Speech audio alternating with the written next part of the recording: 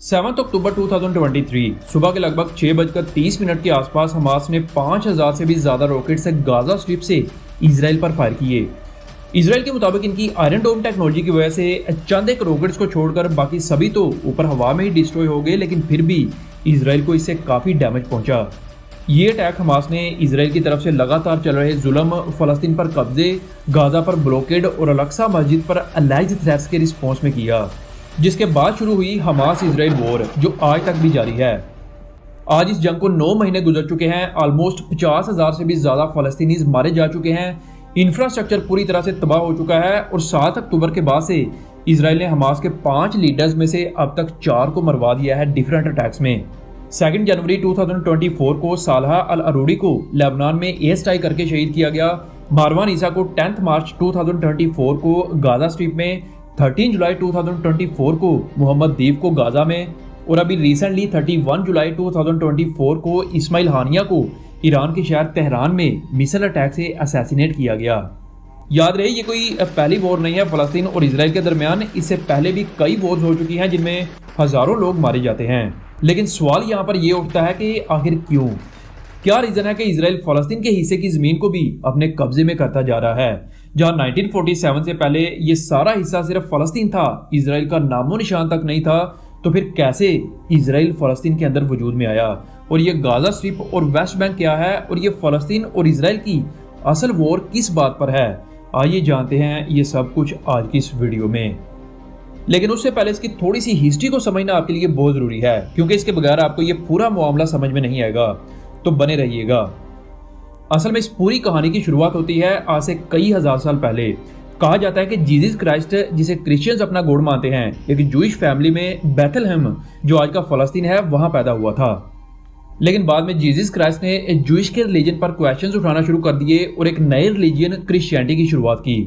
अब Jesus Jewish के area में उनकी सोच से अलग क्रिश्चियनिटी से रिलेटेड टीचिंग देने लगे। इसलिए उनमें से कई यहूदियों को ये बात बिल्कुल भी पसंद नहीं आई कि जीसस हमारे रिलीजन से हटकर एक नए रिलीजन की टीचिंग दे रहे हैं। इसलिए कहा जाता है कि कुछ जूइश ने जीसस क्राइस्ट को क्रॉस पर लटकाकर कील ठोक दिए, जिससे जीसस क्राइस्ट की मौत वाक़या हो गई। अब क्रिश्चियनिटी की तो शुरुआत हो चुकी थी, तो इसी वजह से जूइश को काफ़ी नेगेटिव तरीके से देखा जाने लगा।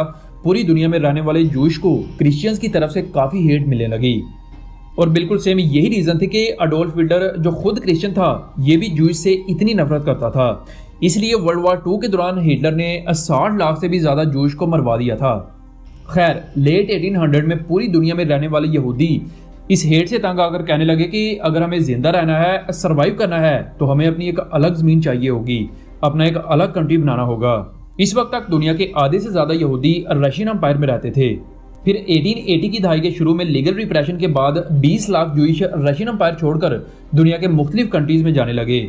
इनमें से 15 लाख अमेरिका चले गए, बाकी जर्मनी, फ्रांस, इंग्लैंड, हॉलैंड और कुछ फ़लस्तीन में भी आ गए। 1896 में एक जूइश जर्नलिस्ट थियोडोर हर्जी ने एक मूवमेंट स्टार्ट की जिसका नाम था ज़ायोनिज़्म। इस मूवमेंट में इसने जोर देना शुरू कर दिया कि जूइश का भी एक अलग से मुल्क होना चाहिए। 1904 और 1914 के दरमियान तकरीबन 40,000 यहूदी फ़लस्तीन के अलग अलग हिस्सों में आकर रहने लगे। अब फ़लस्तीन में ही ये जूइश ज़्यादा क्यों आकर आबाद हो रहे थे? क्योंकि यहूदियों के मुताबिक फ़लस्तीन में जेरूसलम 10वीं सदी से इनकी ये होली सिटी है। इस वक्त तक यहाँ पर ना कोई इसराइल था, ना कोई गाजा स्ट्रिप थी और ना ही कोई वेस्ट बैंक था। ये सारा एरिया सिर्फ फ़लस्तीन था, जहाँ पर सबसे ज़्यादा मुस्लिम्स थे, इसके बाद कुछ 9% क्रिश्चियंस और सबसे कम जो थे वो जूइश थे। साल आया 1914, वर्ल्ड वॉर 1 स्टार्ट होती है। ये वॉर अलाइड पावर्स और सेंट्रल पावर्स के दरमियान लड़ी जा रही थी। अलाइड पावर्स में यूके, यूएसए, फ्रांस, रशिया वगैरह थे, तो वहीं सेंट्रल पावर में जर्मनी, ऑस्ट्रिया, हंगरी और ओटोमन एम्पायर थे। इस वर्ल्ड वॉर में जूइश जो थे वो ब्रिटिश का साथ देते हैं, क्योंकि ब्रिटेन जूइश को एक तरह से लालच देता है कि अगर वो इस वॉर में हमारा साथ देंगे तो बदले में यहूदियों को भी एक अलग से कंट्री बनाकर दिया जाएगा। दिसंबर 1917 को ब्रिटिश आर्मी ने जेरूसलम में तुर्किश फोर्सेस पर हमला किया, जिससे पूरा फ़लस्तीन ब्रिटिश मिलिट्री के अंडर में आ गया। नवंबर 1918 को वर्ल्ड वॉर 1 खत्म होती है और ब्रिटेन इस वॉर को जीतता है और ओटोमन एम्पायर, जर्मनी वगैरह इस वॉर को हार जाते हैं। फ़लस्तीन पर ब्रिटिश का राज होने के बाद 1919 और 1923 के दरमियान तकरीबन 40,000 और जूइश फ़लस्तीन में आ गए।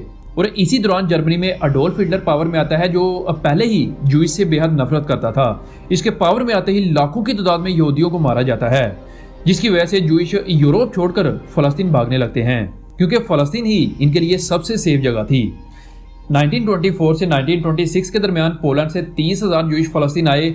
1933 से 36 तक 1.5 लाख से भी ज़्यादा यहूदी फलस्तीन में रहने के लिए आते हैं। याद रहे, यहाँ पर ब्रिटिश जूइश को खुल के सपोर्ट कर रहा था और ब्रिटिश ही जूइश को फलस्तीन में इंटर होने के लिए मदद कर रहा था। लेकिन वहीं फलस्तीनीज और अरब लोग जूइश के फलस्तीन में आने पर बिल्कुल भी राजी नहीं थे। साल 1939 अलाइज पावर और एक्सिस पावर के दरमियान में वर्ल्ड वार 2 शुरू होती है। अलाइज पावर में ब्रिटेन, यूएसए, सोवियत यूनियन वगैरह शामिल थे, तो वहीं एक्सिस पावर में जर्मनी, इटली, जापान जैसे कंट्रीज शामिल थे। और वहीं दूसरी तरफ अडोल्फ हिटलर, जो जूइश से बेहद नफरत करता था, इसने इस वर्ल्ड वार 2 में 1939 से लेकर 1945 तक यूरोप में 60 लाख जूइश को मौत की नींद सुला दिया। और इस नस्ल कशी या जेनोसाइड को होलोकास्ट कहा जाता है। ये नाम आपने अक्सर सुना होगा। खैर, सितंबर 1945 को जापान पर एटॉमिक बम गिरने के बाद वर्ल्ड वार 2 खत्म होती है और नाजी जर्मनी या फिर एक्सिस पावर की इस वर्ल्ड वार 2 में हार होती है। वार खत्म होने के बाद वर्ल्ड वार 2 जीतने वाली कंट्रीज मिलकर 24 अक्टूबर 1945 को एक ऑर्गेनाइजेशन बनाते हैं जिसका नाम यूनाइटेड नेशंस या यूएन रखा जाता है। ये नाम भी आपने अक्सर सुना होगा। इस ऑर्गेनाइजेशन का मकसद ये था कि पूरी दुनिया में अमन और सलामती रहे और दोबारा से कभी भी ये वर्ल्ड वार की सिचुएशन क्रिएट ना हो, और किसी भी दो कंट्रीज के दरमियान किसी भी तरह के मसले को यूएन में रखा जाएगा और उस मसले को हल करने की कोशिश की जाएगी। यूनाइटेड नेशंस बनने के बाद ब्रिटिश फलस्तीन और इसराइल का मामला यूएन के हवाले कर देता है कि अब यूनाइटेड नेशंस ये डिसाइड करेगा कि क्या करना चाहिए। यूनाइटेड नेशंस एक कमेटी बनाती है जो फलस्तीन में जाकर देखती है कि वहां पर मुस्लिम्स की तादाद बहुत ज्यादा है जूइश के मुकाबले में। इसके बाद वो जेरूसलम को देखते हैं जहां पर मुस्लिम्स की अल-अक्सा मस्जिद और जूइश की होली प्लेस भी वहीं पर मौजूद थी। 29 नवंबर 1947 को यूनाइटेड नेशंस की जनरल असेंबली में वोटिंग करवाई जाती है कि फलस्तीन में इसराइल को एक अलग मुल्क देना चाहिए या नहीं। अमेरिका समेत पूरा यूरोप इसराइल के हक में वोट देते हैं सिवाय ग्रीस के, तो वहीं दूसरी तरफ पूरा मिडल ईस्ट, पाकिस्तान, तुर्की, यहाँ तक कि इंडिया भी फलस्तीन के हक में वोट करता है। लेकिन at the end 33 countries Israel के हक में वोट देते हैं और 13 कंट्रीज फलस्तीन के।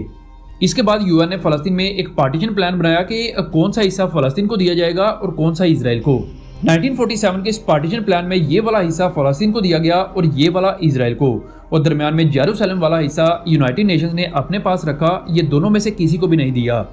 ये पार्टीशन प्लान इतना शॉकिंग था क्योंकि जूइश को वो वाला हिस्सा भी दे दिया गया था जहां पर जूइश पॉपुलेशन ना होने के बराबर थी, जिसकी वजह से पूरा अरब इस फैसले पर बिल्कुल भी खुश नहीं था, क्योंकि अरब या फलस्तीनीज अपना थोड़ा सा हिस्सा भी यहूदियों को नहीं देना चाहते थे। तो वहीं इसराइल तो इस फैसले पर खुश था क्योंकि उन्हें एक नया कंट्री मिल गया था, और इस तरह 14 मई 1948 को इसराइल वजूद में आया, जिसके फौरी बाद अरब और इसराइल के दरमियान वॉर शुरू हो जाती है, जिसे अरब इजरायली वॉर भी कहा जाता है। इस वॉर के खत्म होने तक इसराइल जबरदस्ती फलस्तीन से ये वाला हिस्सा भी अपने कंट्रोल में कर लेता है। पार्टीशन के बाद जहां मैप कुछ इस तरह से नजर आता था, तो वॉर खत्म होने के बाद मैप इस तरह से नजर आने लगा। आहिस्ता आहिस्ता इसराइल फलस्तीन से उनका हिस्सा छीनने लगा, और अगर आज की डेट में इस मैप को देखें तो ये छोटा सा हिस्सा सिर्फ फलस्तीन है, जिसे गाजा स्ट्रिप और वेस्ट बैंक कहते हैं। बाकी सारे पर इसराइल का कंट्रोल है।